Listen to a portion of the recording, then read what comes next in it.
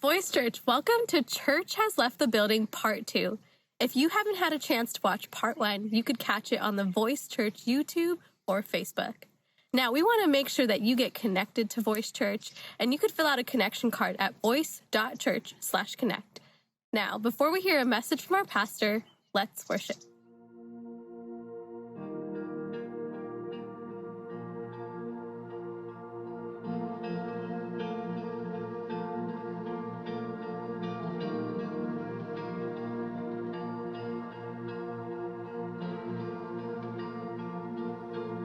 I know you will come through.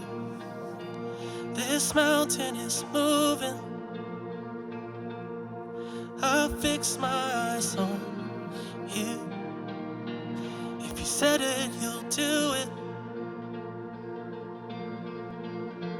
Because you are God, no matter the odds, the outcome is always the same. The words on the pages, the promise you made us, still have the final say. You will make a way. You always make a way. Oh, you will make a way. You always make a way. I won't fear tomorrow. You're already in it. My hope and my future is already written. Because you are God, no matter the odds, the outcome is always the same. The words on the pages, the promise you made us, still have the final say. You will make a way. You always make a way. You will make a way. You always make a way. I know you will. You will make a way. You always make a way. Oh, you will make a way. You always make a way. Nothing's too hard for you. Impossible's what you do.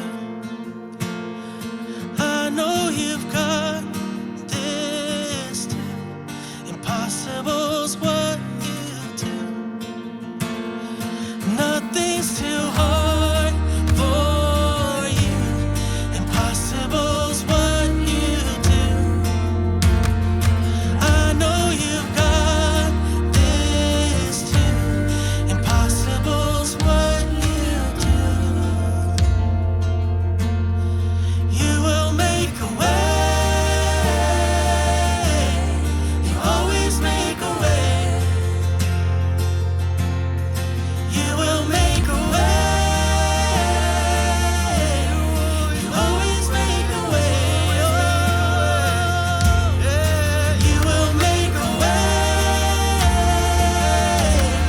You always make a way. You will make a way. You always make a way. Oh.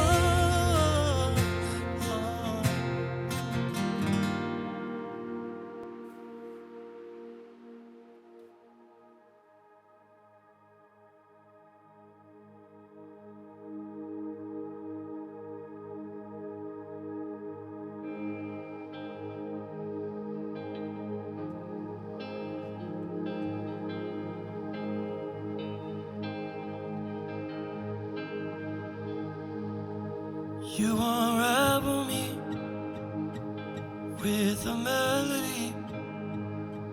You surround me with the song of deliverance from my enemies, till all my fears are gone. You unravel.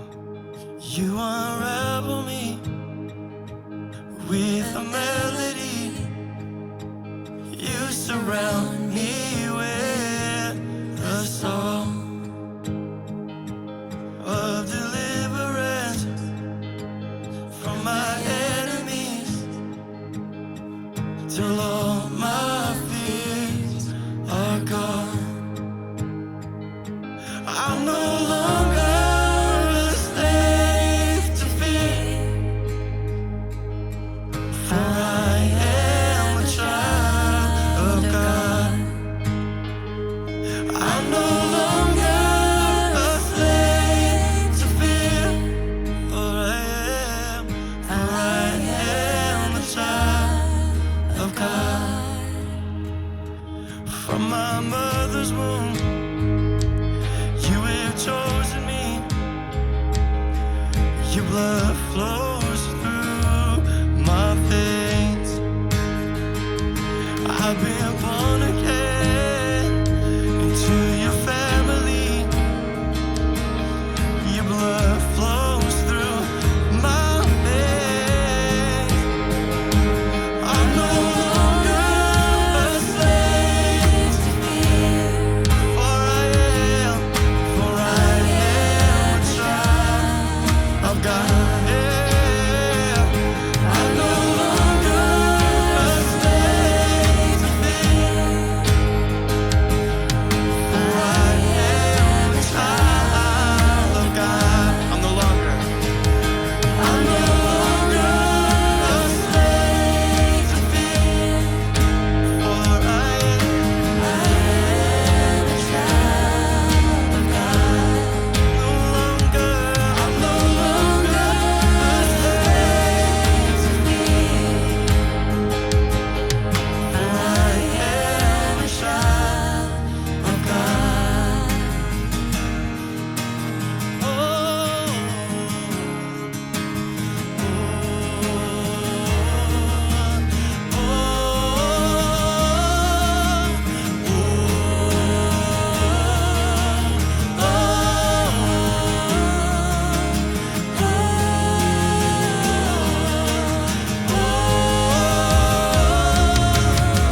You split the sea so I could walk right through it.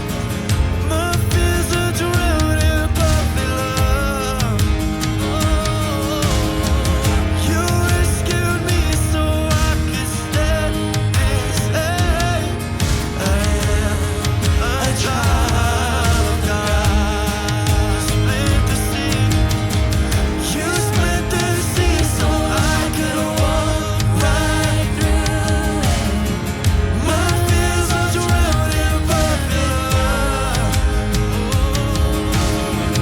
You rescued me so I could stand and say, I am a child of God. I am a child of God.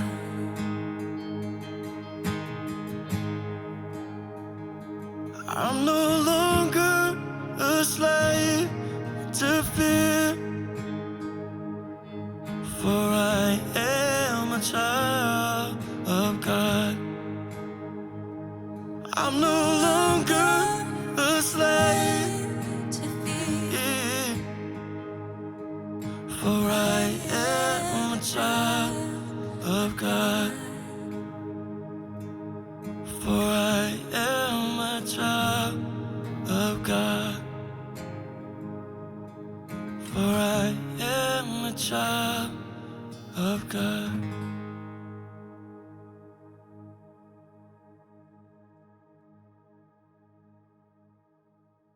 Welcome to part 2 of Church Has Left the Building. If you're new to the church, we have a lot of traditions, and one of them is that for the 2 weeks following Christmas, we encourage everyone in the church to gather in their homes, or apartments, or condos, wherever they live, invite some friends and family over, and watch these online experiences that the team has put together for you.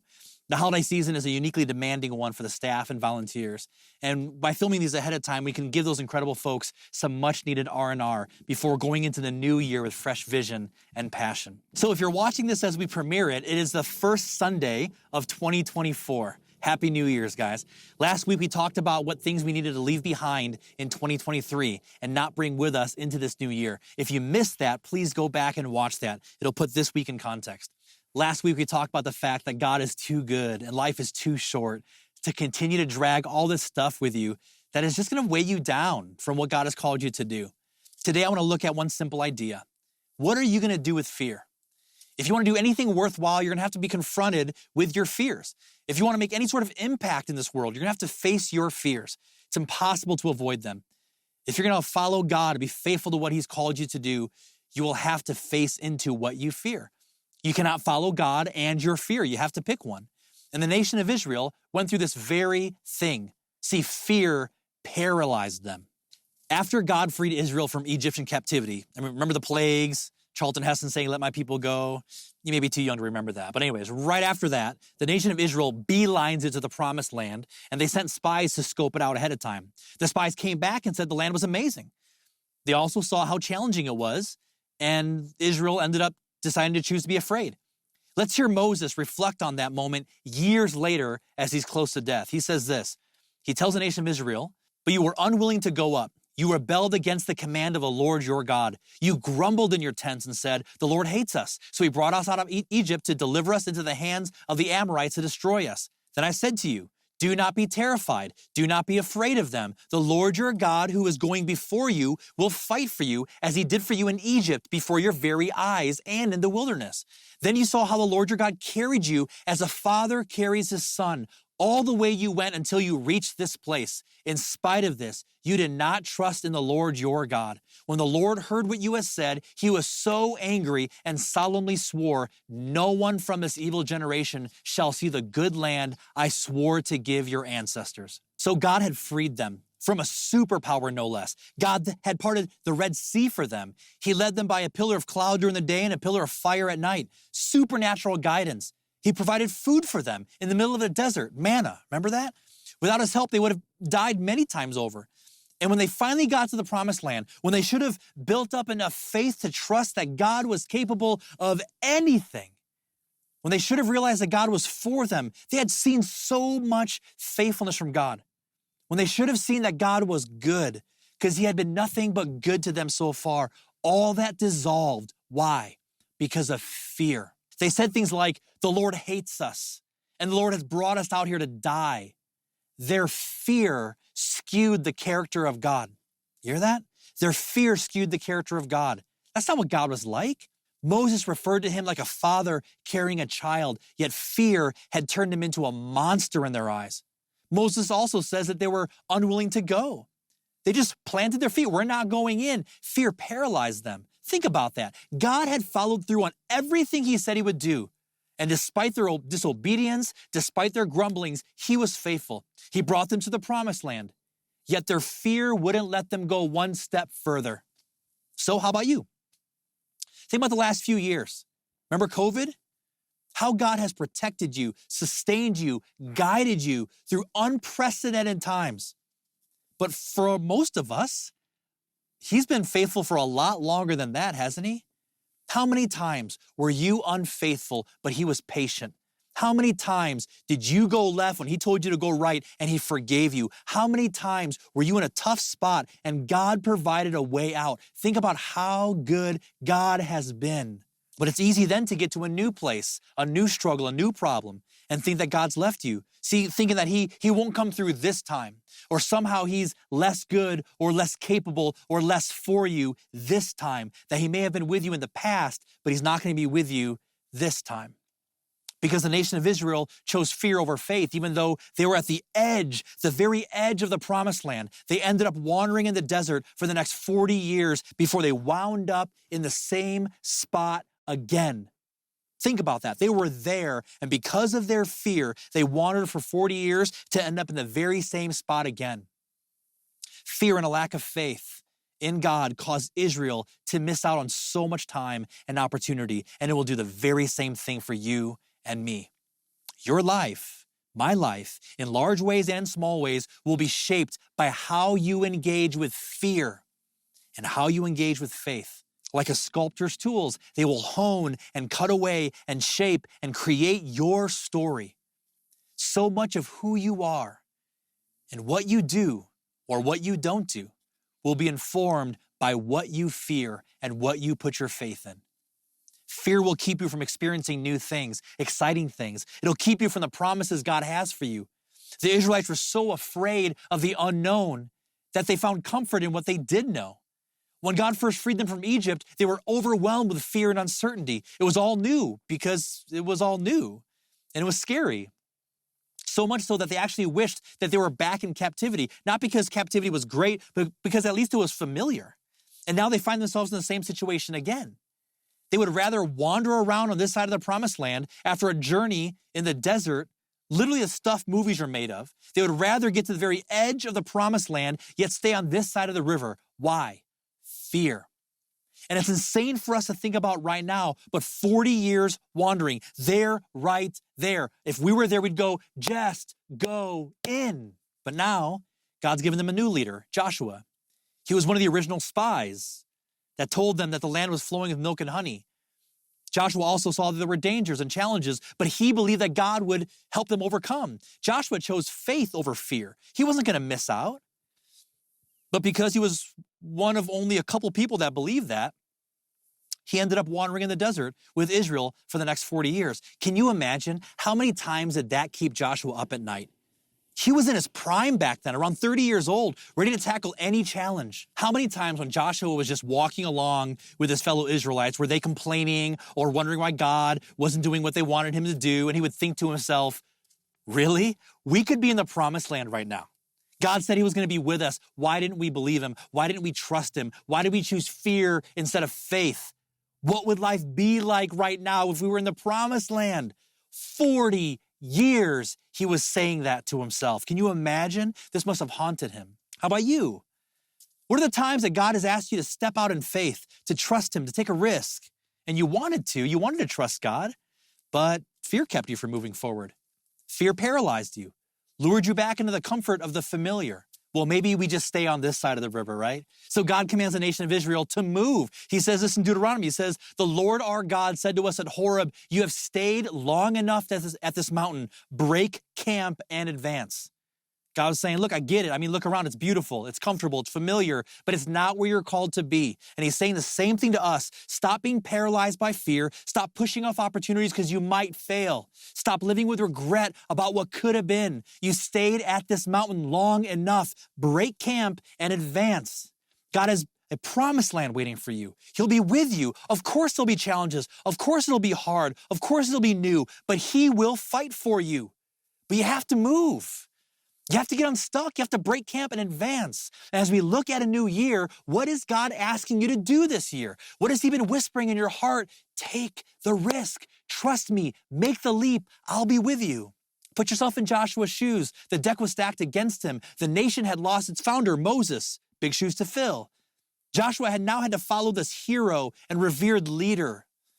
Israelites hadn't realized their dream in 40 years. And now in front of him stood a river during flood season and countless fortified cities with high walls on the other side of that river. Oh, and you know what? He's not 30 anymore.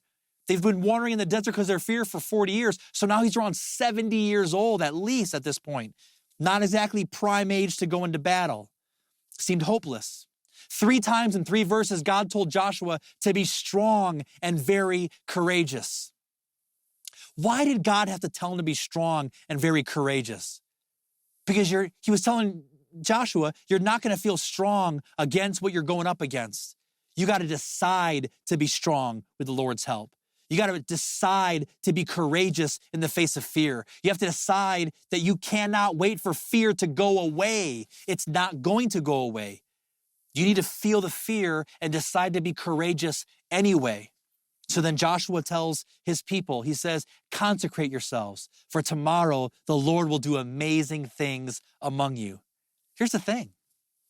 Joshua had no idea what God was going to do, but he had faith that God would do the heavy lifting. He didn't have a plan. He couldn't make the flood waters recede. He didn't have a boat. He didn't tell them to build some bridge. He had faith that if he was obedient to what the Lord was asking him to do, that God would take care of the rest and do something amazing. He believed that God would do the rest and do something amazing. And so they did. And the craziest thing happened. God said to ask the priests to carry the Ark of the Covenant, which was symbolic of the presence of God, and then go stand in the river. Recently I was in NorCal fly fishing with a friend of mine named Tommy, and there were times where I had to walk into the river, right? Because that's how fly fishing works. And the water wasn't flowing very fast, but I almost fell so many times. This wasn't some small river. This wasn't a small trickle. This was a major river that was deep and wide. And not only that, it was during flood season. So the water was extra deep and extra fast. And God is asking some priests to hold this large piece of furniture and stand in the water while it's raging. He didn't say, take the strongest among you. He said the priests. Look, as a pastor, I'll be the first to admit that pastors are not known for being the strongest guys in the room.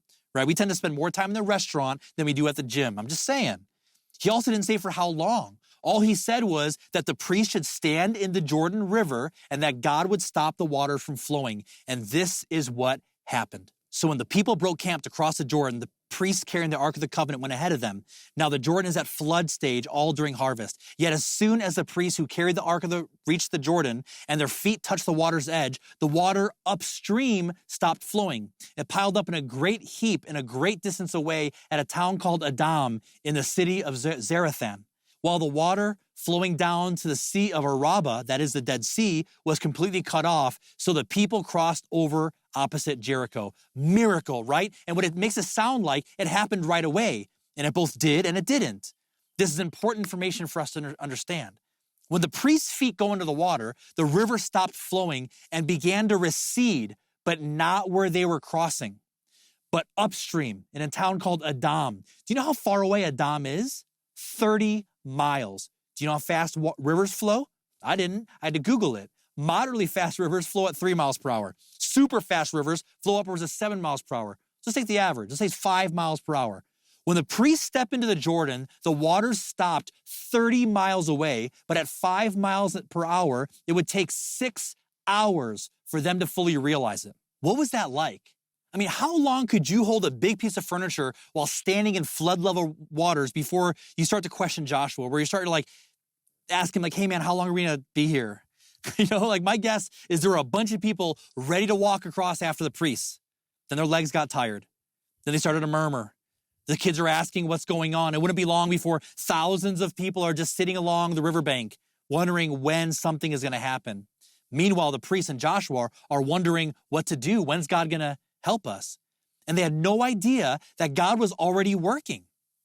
They just hadn't realized it yet. Sometimes we think that we make a few right choices, we're faithful to God for a short period of time, and then we wonder why we don't see big changes.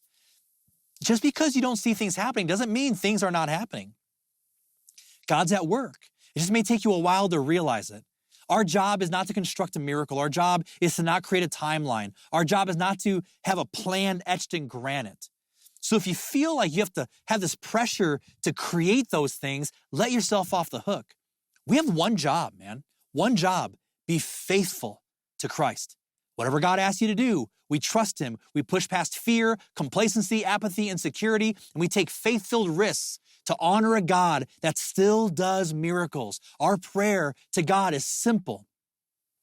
My challenge to you is to pray this. Pray, God, my answer is yes. Just tell me what you'd like me to do.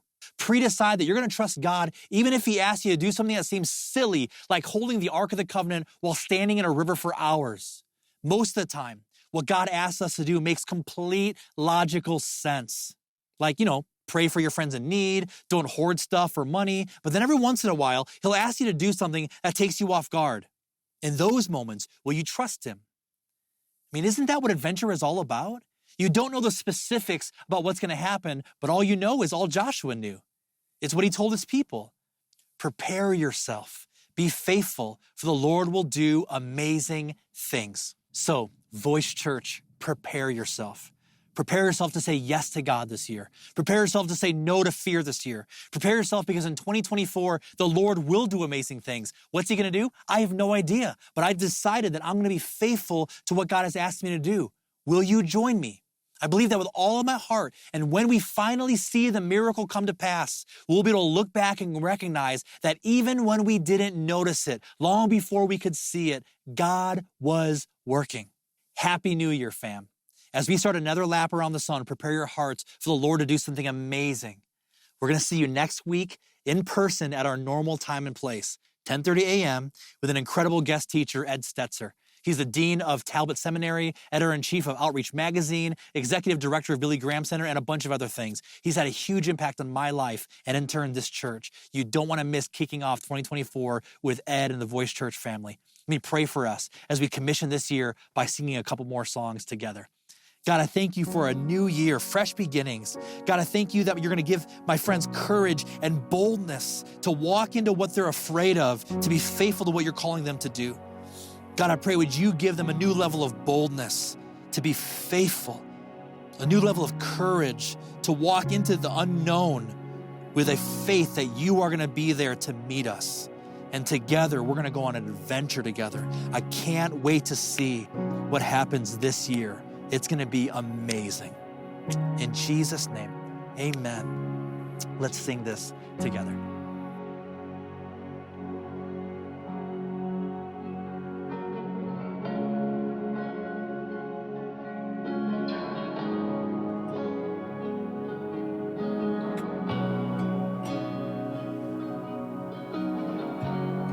Here is where I lay it down, every burden, every crown. This is my surrender. This is my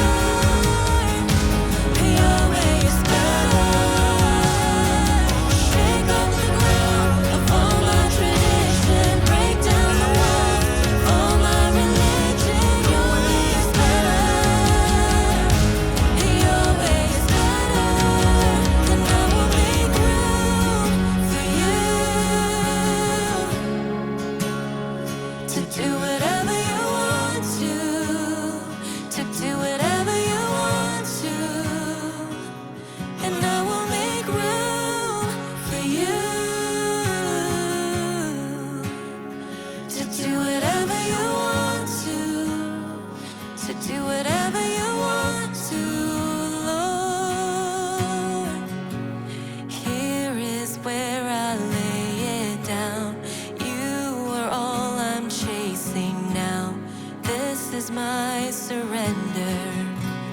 This is my surrender. Here is where I lay it down. You are all I'm chasing now. This is my surrender. This is my surrender.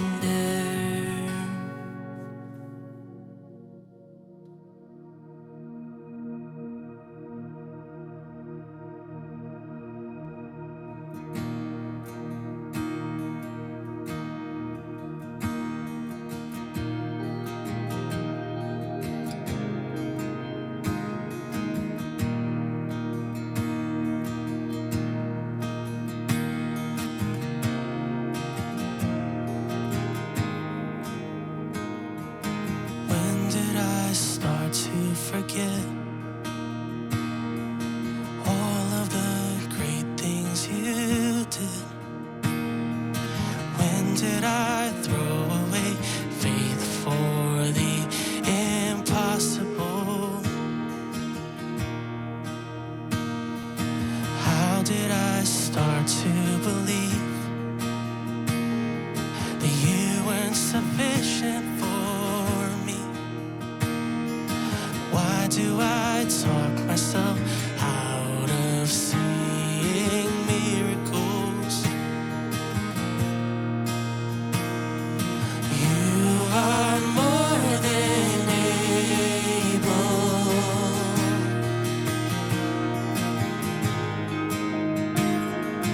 You are more than able.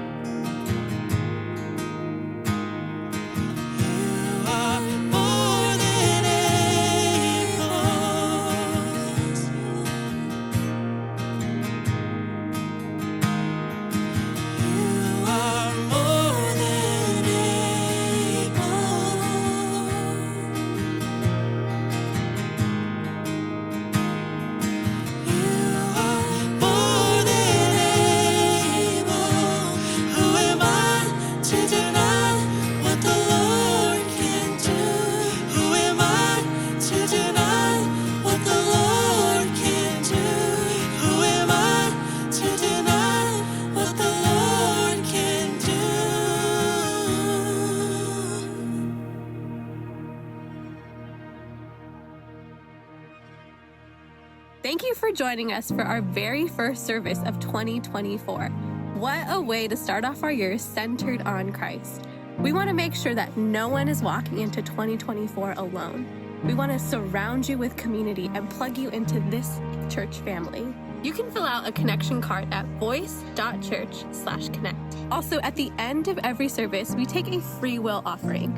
This is just another way to partner with God in our finances. You can give at voice.church/give.